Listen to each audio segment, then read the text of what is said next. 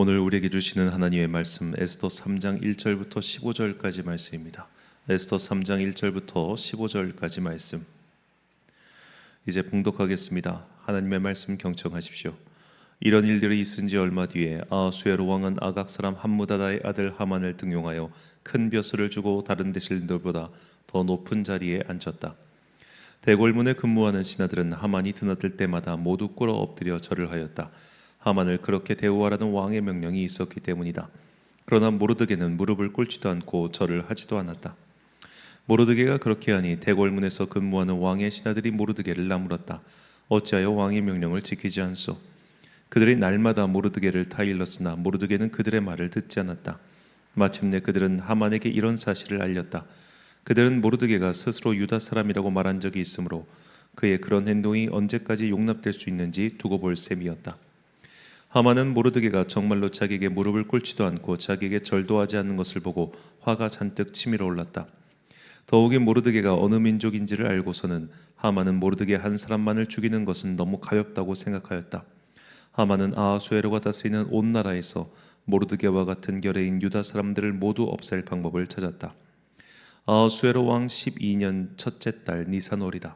사람들은 유다 사람들을 어느 달에 죽일지 그날을 받으려고 하만이 보는 앞에서 주사위에 일종인 부르를 던졌다. 주사위가 12째 달인 아달월 13일에 떨어졌다. 하만은 아하수에로 왕에게 말하였다. 임금님께서 다스리시는 왕국의 여러 지방에 널리 흩어져 사는 민족이 하나 있는데 그들은 자기들끼리만 모여서 삽니다. 그들의 법은 다른 어떤 백성들의 법과도 다릅니다.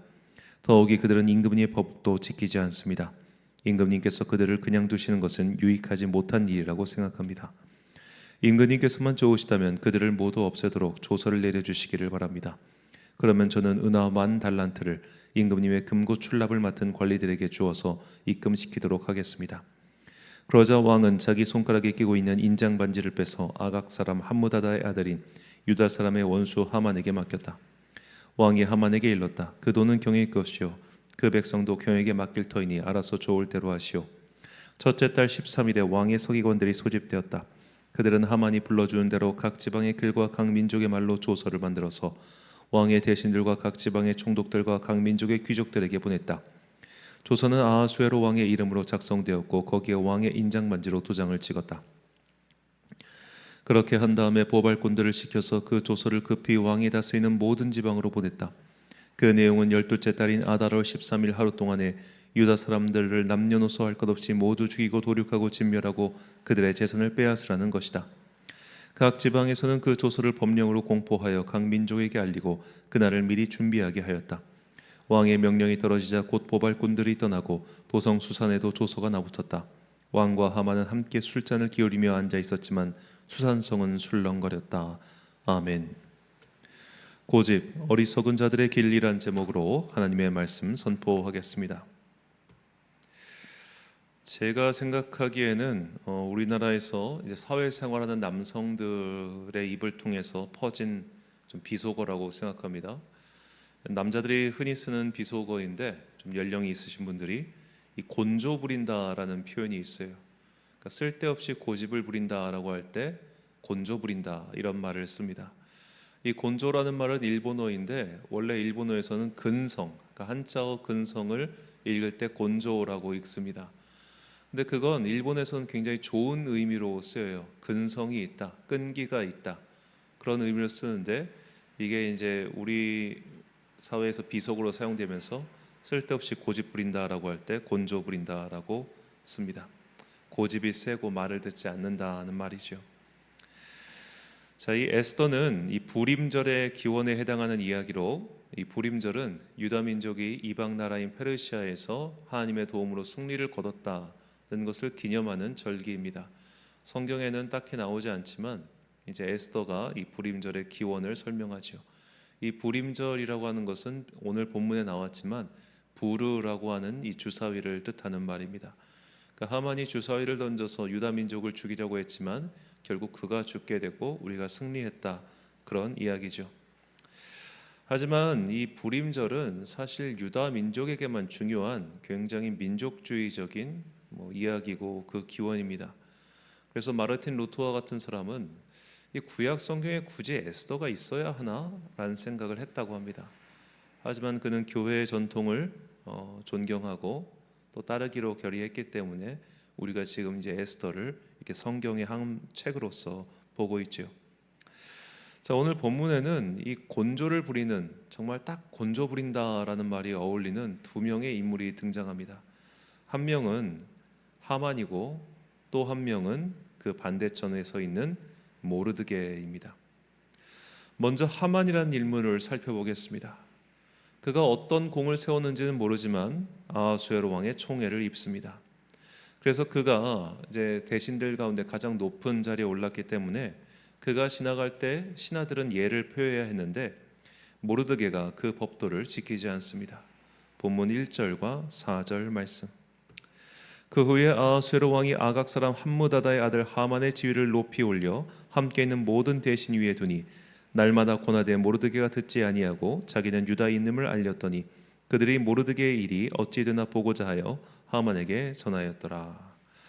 자, 이 하만이라고 하는 인물, 자, 그 사람은 바로 아각 사람이라고 나옵니다. 자, 이 아각 사람, 이 아각이라는 단어, 이름, 인물, 여기서 우리가 들어본 적이 있죠. 바로 사무엘상에 나오는 아말렉의 왕 아각을 뜻합니다.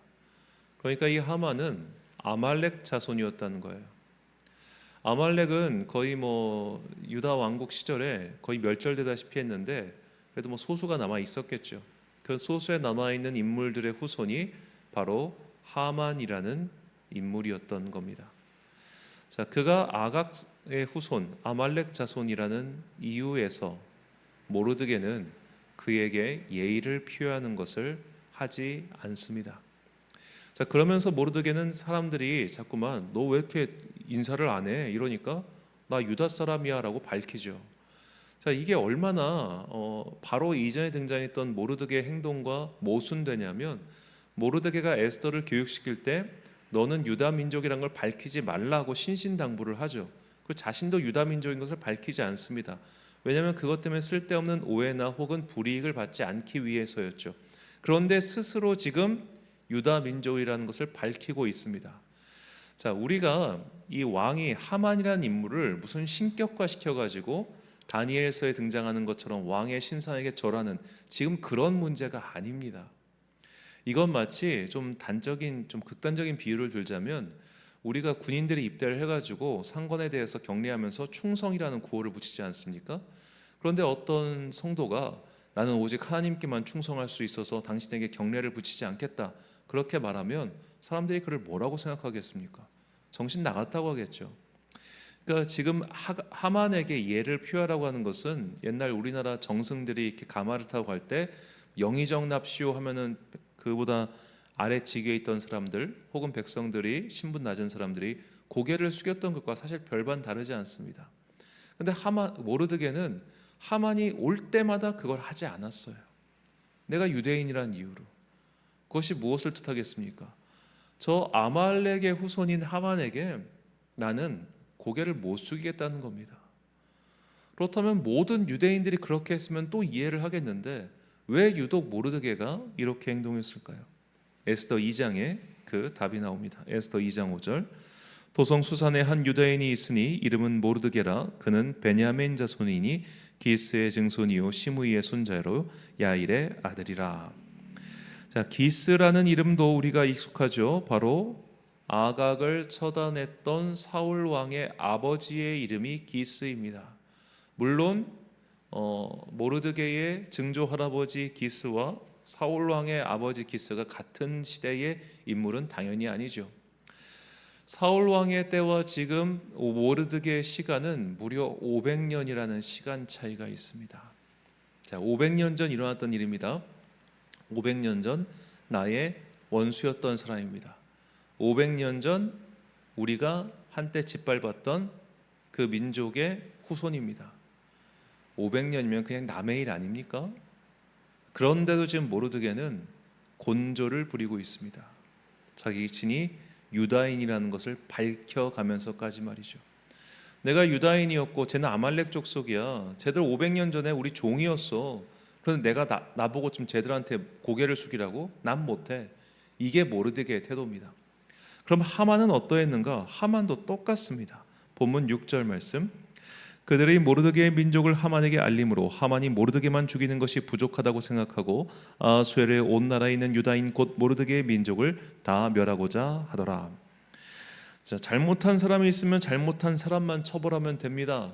네가 신하로서 지금 예의를 지키지 않았으니 너는 예의를 지키지 않은 것에 대해서 처벌을 받으면 돼. 이렇게 하면 깔끔합니다. 그런데 유다 민족이란 말을 듣자마자 하만도 같이 눈이 돌아갑니다. 왜냐? 500년 전 우리를 괴롭히고 우리의 조상을 죽였던 유다 민족이라고? 제가? 이참에 제뿐만 아니라 이 나라의 모든 유다인을 죽여야겠다라고 하죠. 그래서 오늘 본문에 보면 이 하만이 왕에게 은 1만 달란트라는 뇌물을 바치고 전국에 있는 유다인들을 다 죽이고 그들의 재산을 탈취하라는 명령을, 조서를 작성해서 각 지방에 뿌리죠. 물론 이런 명령을 뇌물받고 들어준 아하수에로 왕도 사실 제정신은 아닌데, 여하튼 이 하만도 그 일을 가지고 곤조를 부리죠. 쓸데없는 고집을 부렸습니다. 그 결과 본인의 아들들과 본인의 일가 친척 300명이 모두 진멸당하게 되지요. 모르드게도 잘한 것 없고 솔직한 말로 하만도 잘한 것 없습니다.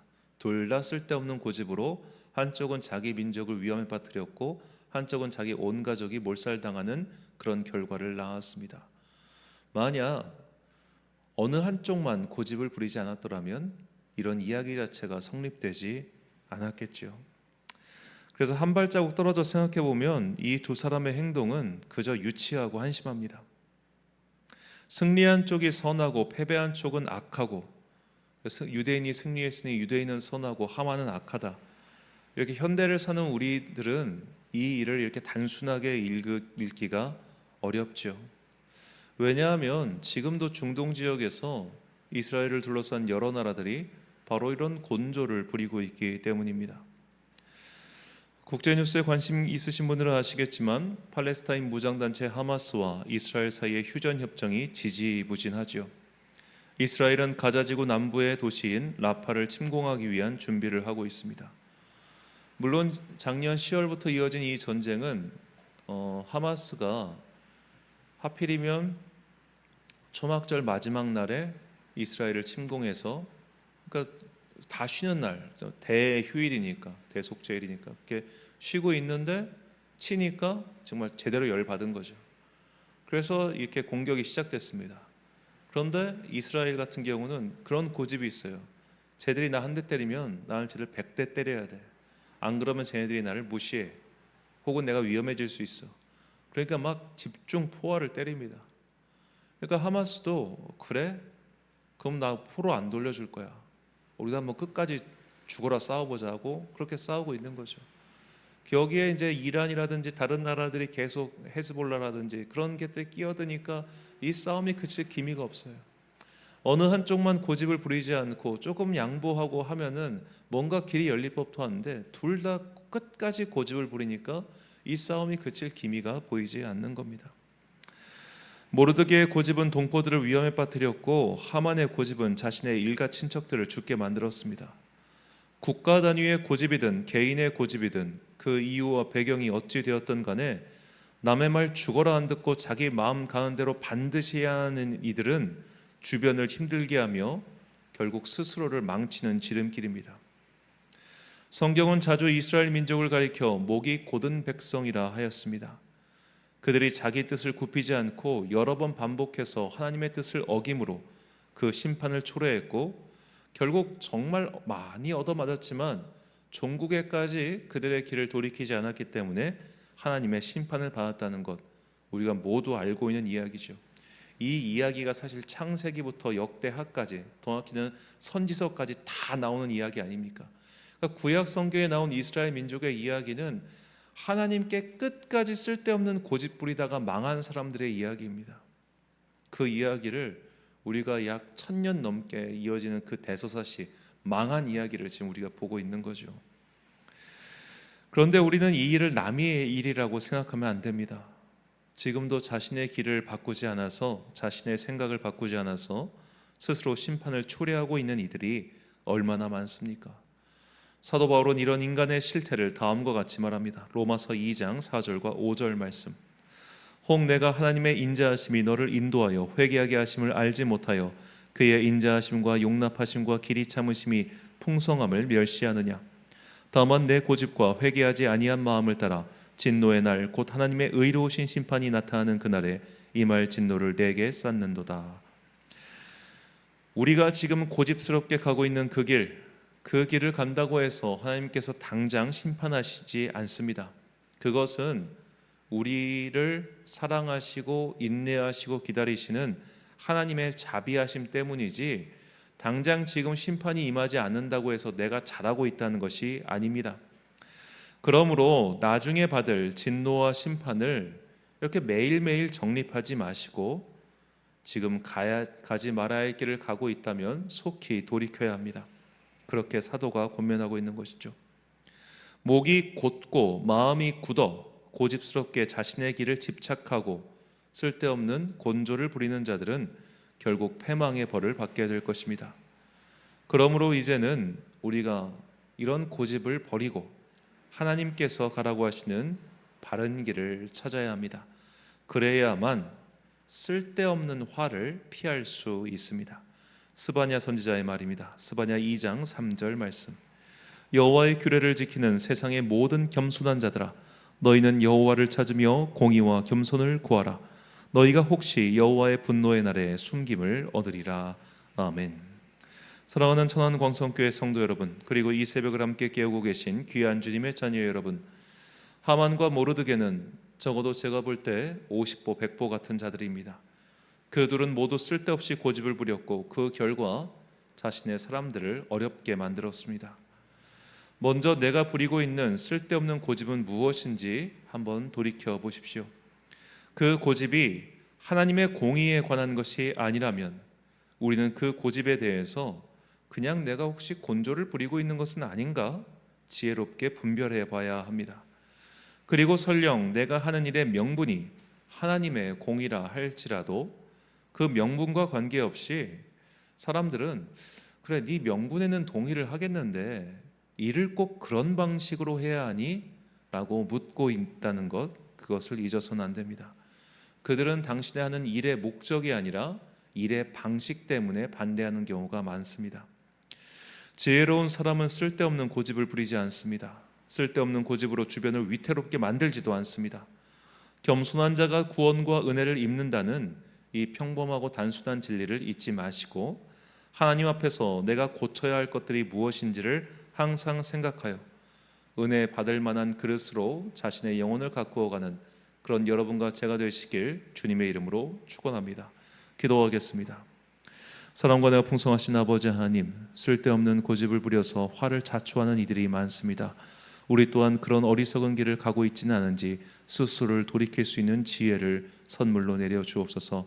하나님 앞에서 기도하며 자신을 되돌아봐서 내가 부리고 있는 고집은 무엇인지, 혹시 나는 주님께서 기뻐하지 않는 일을 오히려 열심히 하고 있는 것은 아닌지 반성하고 돌이킬 수 있는 주님 앞에 선 사람 되게 하여 주옵소서. 비가 내리는 화요일입니다. 대체 공휴일을 마치고 또 각자 일터에 나가서 열심히 일하는 당신의 백성들에게 지혜와 용기를 더해 주시고 각자의 상황에서 쓰러지지 않고 힘써서 주님의 일에 충성하는 아름다운 주의 자녀들 되게 하여 주옵소서. 오늘 하루도 참 좋으신 우리 주님의 은총과 평강이 그리스도를 믿는 모든 자녀들과 함께 하시기를 간절히 소망하오며 이 모든 말씀 우리 구주 예수 그리스도의 이름으로 기도드립니다. 아멘. 오늘의 기도 제목입니다. 나는 평소에 고집스럽다는 말을 혹시 들어본 적은 있습니까? 평소 쓸데없는 고집으로 주변을 힘들게 한 적은 없는지 돌아보시고 겸손하게 경청할 수 있는 마음의 힘을 달라고 기도하십시오. 오늘 주신 기도의 제목 가지고 기도와 묵상에 힘쓰는 하루 되시길 바랍니다. 기도하겠습니다.